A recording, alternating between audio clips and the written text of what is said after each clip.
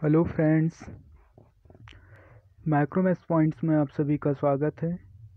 आज हम जो देख रहे हैं वो है जेएल प्रैरी का 2020 का जो सिलेबस है उसको हम डिकोड करेंगे और उसी के अकॉर्डिंग हम क्या करेंगे, तैयारी भी करेंगे। ठीक है, तो इसमें सबसे पहला देखते हैं हम कि जो जेएल प्रैरी का पैटर्न है उसमें आपके 100 क्वेश्चन आएंगे। ठीक है, क्वेश्चनों की संख्या कितनी होगी आपकी 100। ठीक है, टाइम कितना है यहाँ पे, तो टाइम है आपका 3 घंटे का है। आप और क्लियर कर लीजिएगा कि टाइम कितना है। जो मुझे जानकारी मिली वो 3 घंटे की जानकारी। ठीक है, हमने क्या करें कि जो जेएल प्रैरी का आपका पेपर है इसको पूरा एनालिसिस किए हैं। सिर्फ एक पेपर का एनालिसिस है, इसमें जो आपके टॉपिक है उसके आधार पर क्या क्या पूछा जा रहा है उसके आधार पर हमने पूरा सिलेबस बना है। ठीक है, आप चारों के चारों पेपर और अच्छे से देख सकते हैं। जितने भी पेपर 2017 या 18 में जो भी शिफ्ट में हुए वो आप सारे पेपर देख सकते हैं। तो यहाँ पे हम देखते हैं कि आपके 5 सब्जेक्ट आएंगे। पहला सब्जेक्ट है आपका हिंदी। हम देखते हैं कि हिंदी में आपको क्या कौन कौन से टॉपिक क्लियर करने हैं। तो आपको देखो, पहला हिंदी है। हिंदी के आपके 20 क्वेश्चन आएंगे। 20 क्वेश्चन में आपको पहला टॉपिक आपको अच्छे से करना उपसर्ग और प्रत्यय।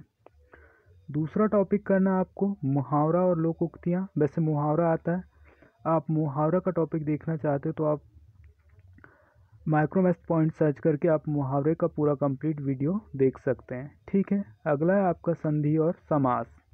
संधि और समास में आपका सिंपल क्वेश्चन पूछा जाएगा कि एक शब्द दिया रहेगा और उसमें पूछे जाएगा, जैसे महाविद्यालय। महाविद्यालय में पूछे कौन सी संधि है, या समास पूछ लेगा कि पंचवटी में कौन सा समास है। इस प्रकार से समास पूछ लेगा।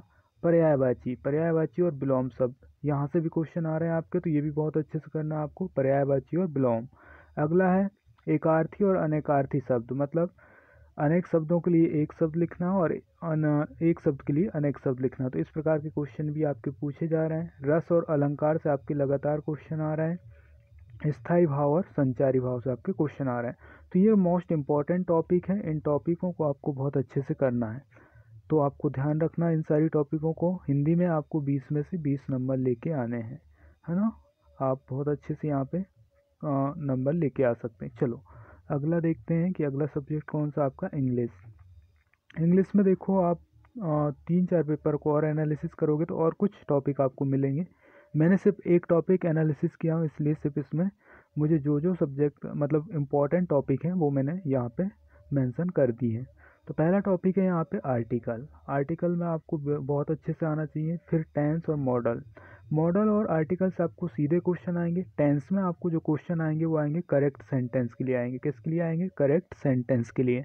टेंस में आपके वर्ब, हेल्पिंग वर्ब और आपके ये सारी चीज़ें क्लियर होनी चाहिए, क्योंकि इसमें आपको करेक्ट सेंटेंस के लिए आएंगे। ठीक है, अगला आपका सीक्वेंस से जमाने के लिए आपको 4 ऑप्शन दिया रहेगा। चारों ऑप्शन को आपको सेंटेंस के अकॉर्डिंग आपको सीक्वेंस में जमाने के लिए आएगा। ठीक है, अगला टॉपिक है आपका कंजक्शन। अगला है आपका अपोजिट मीनिंग, है ना। एक वर्ड दिया रहेगा, उसका क्या आपको क्या ढूंढना है? अपोजिट मीनिंग ढूंढना है। ठीक है, इसके बाद देखते हैं हम कि और क्या पूछा जाता है आपका इंग्लिश में। तो इंग्लिश में पूछा जाता है आपका अपोजिट मीनिंग के बाद पेसिव वॉइस और एक्टिव वॉइस। आपको बहुत अच्छे से करना, टेंस बहुत अच्छे से करना, पेसिव और एक्टिव वॉइस बहुत अच्छे से करना।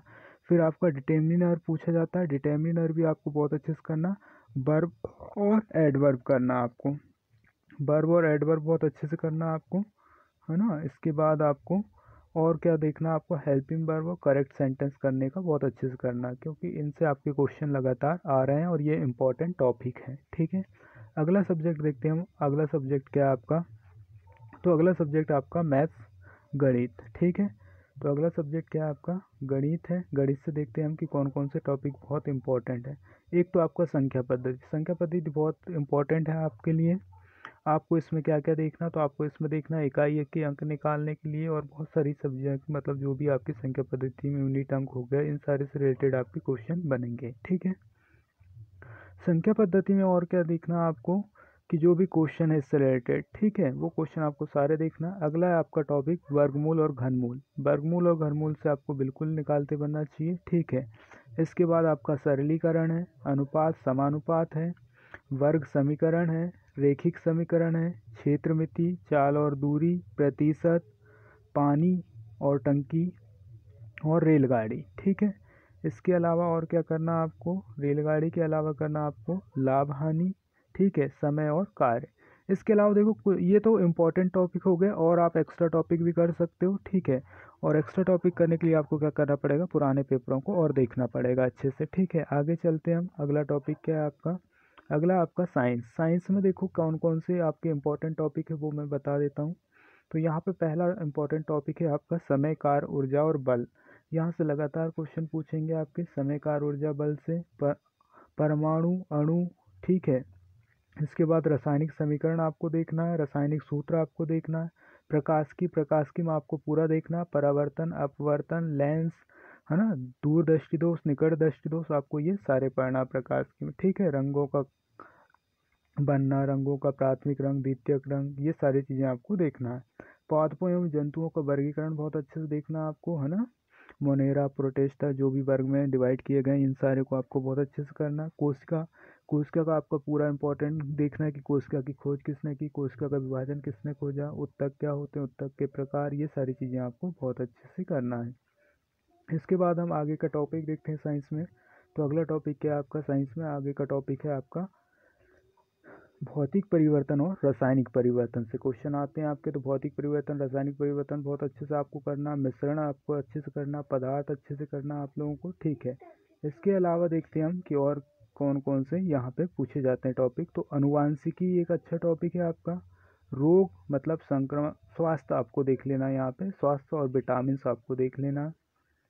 इसके अलावा और क्या देख सकते हो आप यहाँ पे, आप देख सकते हो चुंबकीय क्षेत्र, चुंबक से संबंधित क्वेश्चन देख सकते हो, और विद्युत, ठीक है। और क्या पढ़ सकते हो आप, धातु, अधातु, ये इंपॉर्टेंट है। इसके लिए आप क्या कर सकते हो, 9th और 10th की, ठीक है, ओल्ड जो आपकी एमपी बोर्ड की बुक है वो पढ़ सकते हो, और आप एनसीईआरटी भी यूज कर सकते हो इसके लिए, ठीक है। 9th और 10th की बुक बहुत अच्छे से आपको पढ़ना। चलो अब बात करते हैं हम जीके की। तो जीके देखो दो पार्ट में डिवाइड होगा, एक पार्ट आएगा आपका कौन सा, एमपी का, और दूसरा पार्ट आएगा आपका इंडिया का, ठीक है। तो आपको क्या करना है कि एमपी के बारे में आपको बहुत अच्छे से पढ़ना है। आपके देखो कि जैसे कि तुलसीदास अकादमी कहाँ पे है, ठीक है, कोई भी चीज़ें हैं, इंदिरा गांधी मानव संग्रहालय कहाँ पे, तो आपका एमपी के जो शॉर्ट मतलब फैक्ट हैं इनको बहुत अच्छे से कंप्लीट करना। नदियाँ आपकी कौन सी नदियों में कौन सा बांध बना हुआ है, ठीक है, ये सारी चीज़ें आपको बहुत अच्छे से कंप्लीट करना। इंडिया में भी आपको शॉर्ट टर्म में इसको कंप्लीट करना, जैसे भारत का भूगोल, भारत की इकोनॉमिक्स, भारत की ज्योग्राफी, भारत की पॉलिटी, ठीक है। लेकिन आपको ये ज़्यादा आपको डिस्कस नहीं करना, आपको क्या करना है, इम्पोर्टेंट पॉइंटों पर ध्यान देना है कि सबसे बड़ी झील कौन सी, सबसे बड़ी छोटी झील कौन सी है ना, गंगा नदी का उद्गम कहाँ से हुआ है, ठीक है, कितने महाद्वीप है, कितने केंद्र शासित प्रदेश है, राज्य है, ये सारी चीज़ें। इकोनॉमिक्स में कुछ ज़्यादा नहीं देखना, आपको आरबीआई के बारे में पता होना चाहिए कि आरबीआई का हेडक्वार्टर कहाँ पे है, इसकी स्थापना कब हुई थी, ठीक है। वैसे ही संविधान में आपको देखना है कि संविधान में इंपॉर्टेंट चीज़ें कौन कौन सी हैं, कि प्रस्तावना कौन से संविधान को कहाँ से लिया गया, कौन से भाग को कहाँ से लिया गया है, ठीक है, ये सारी चीज़ें आप इनमें देख सकते हो, ठीक है। कुछ जानकारी आपको वर्ल्ड के बारे में पता होनी चाहिए, ठीक है। तो वर्ल्ड के बारे में अगर आपको जानकारी पता करनी है तो वर्ल्ड के बारे में क्या, कि आप कुछ चीज़ें, कुछ संस्थाएं जैसे यूनेस्को हो गया, ठीक है, यूएनओ हो गया, संयुक्त राष्ट्र संघ हो गया, इनका मुख्यालय हो गया, ठीक है। और कुछ चीज़ें आपको इसमें ध्यान रखना है। इसी के साथ आपको जीके में एक और पार्ट कंप्लीट करना, करंट में क्या देखना है आपको, कि मध्य प्रदेश में कौन सी योजनाएं लॉन्च हुई हैं, भारत में कौन सी योजनाएं, और अभी नई नियुक्ति कौन कौन सी हुई, ठीक है। तो नियुक्तियां देखना है। इस प्रकार से आप करंट के टॉपिक को डेली बेस पे कंप्लीट कर सकते हो, ठीक है। अब देखो यहाँ पे एक चीज़ बहुत इंपॉर्टेंट हो जाती है कि आप तैयारी कैसे स्टार्ट करें, ठीक है। तो तैयारी स्टार्ट करने के लिए सबसे ज़्यादा इम्पॉर्टेंट है आपको कि आपको क्या करना है, एक एक सब्जेक्ट वाइज भी कर सकते हो आप, और टोटल मतलब पूरे सब्जेक्ट भी लेकर कर सकते हो। मैं जो कहना चाहूँगा, आप पहले एक सब्जेक्ट कंप्लीट करो और इसके नोट्स बनाओ। तो पहला आप सब्जेक्ट पकड़ो हिंदी। हिंदी देखो सबसे सरल सब्जेक्ट है, और इसमें से आप 20 में से 20 नंबर ला सकते हो यहाँ पे, ठीक है। कुछ नहीं पढ़ना है, विलोम, समानार्थी, प्रत्यय, यही पढ़ना, और कुछ नहीं पढ़ना ज़्यादा, ठीक है। इनके नोट्स बना लो, और 500 वर्ड आपके विलोम, समानार्थी, प्रत्यय, उपसर्ग, इनका कर लो, संधि का अच्छे से कर लो, समास अच्छे से कर लो। यहाँ से आपके निश्चित ही 20 नंबर आपके बहुत आसानी से ला सकते हैं, ठीक है। और जो सब्जेक्ट सरल होते हैं उन्हें ज़्यादा फोकस करो, ठीक है। जिन लोगों से नहीं हो पा रहा है, जिनको जीके जीएस नहीं रटा है, वो लोग क्या करें, हिंदी में बहुत अच्छे से फोकस करें, ठीक है। अगला आप दूसरे नंबर पे रखो कौन से सब्जेक्ट को, दूसरे नंबर पे रखो आप साइंस को। साइंस बहुत इंपॉर्टेंट, यहाँ से 20 क्वेश्चन आएंगे। आपको कुछ नहीं पढ़ना, 9th-10th की साइंस पढ़ना आपको बहुत अच्छे से, और इनको बार बार रिवीजन करना। इसके भी छोटे छोटे नोट्स बनाना, कैसे कि सबसे क्रियाशील धातु कौन सी है, अधातु कौन सी है, पीतल कौन सी धातु है ना, मिश्र धातु है कि अधातु है, ठीक है। न्यूटन कारक मात्रक हो गया आपका, है ना, न्यूटन के नियम हो गया, गुरुत्वाकर्षण बल का मान कितना होता है, ठीक है। ये सारी चीज़ें आपको बहुत अच्छे से करना है। तीसरे स्थान पर रखना है आपको, तीसरे सब्जेक्ट जो तैयारी रखनी है आपकी वो है गणित। गणित भी बहुत अच्छे से आप 20 में से 20 लेके आ सकते हो आप, ठीक है। आप सिंपल गणित को डेली प्रैक्टिस करें, डेली क्वेश्चनों को सॉल्व करें, और जो बड़े टॉपिक उनको पहले कवर करें, ठीक है। इसके बाद आप आए जीके में। जीके में आए तो सबसे पहले आपको पढ़ना एमपी। जीके में आओगे तो सबसे पहले क्या पढ़ना, आपको एमपी पढ़ना।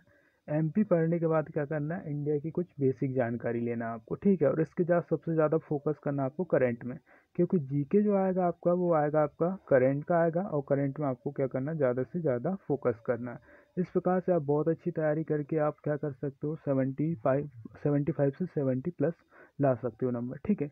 तैयारी के लिए सबसे बेस्ट तरीका क्या है कि आप एक एक सब्जेक्ट कंप्लीट करते जाओ, और इनको क्या करें, रिवीजन करें ज़्यादा से ज़्यादा, ठीक है। चलो इसी के साथ क्या कर सकते हैं कि आप इस चैनल को सब्सक्राइब करें, लाइक करें और शेयर करें, ठीक है। माइक्रोमैथ्स पॉइंट को आप सब्सक्राइब करें और लाइक करें, ठीक है, और ज़्यादा से ज़्यादा शेयर करें। और इसी के साथ हो सके तो हम जीएस की कुछ वीडियो लेकर आएंगे, ठीक है, जिसमें आपको हिंदी कंप्लीट कराई जाएगी, साइंस कंप्लीट कराई जाएगी और जीके, ठीक है। क्योंकि ये रिकॉर्डेड वीडियो तो गणित तो पॉसिबल नहीं है, यहाँ पे आपका जीके बहुत अच्छा हो सकता है, हिंदी और साइंस और आपकी जीके, ठीक है। तो ये 3 सब्जेक्ट हो सके तो आप कमेंट्स में लिखें, तो हम इसको कंप्लीट कर लेकर आएंगे। इसी के साथ मैं बताना चाहूँगा कि एमपीपीएससी मेंस की अभी 2 सीरीज चल रही, एक पेपर 5 की हिंदी और दूसरी चल रही है आपकी साइंस पार्ट ए पेपर 3 का। तो आप इनके वीडियो भी देख सकते हैं, ये वीडियो अभी कुछ डल चुके हैं, ठीक है। इसी के साथ आप बेहतर तैयारी करते रहें। Thank you, bye.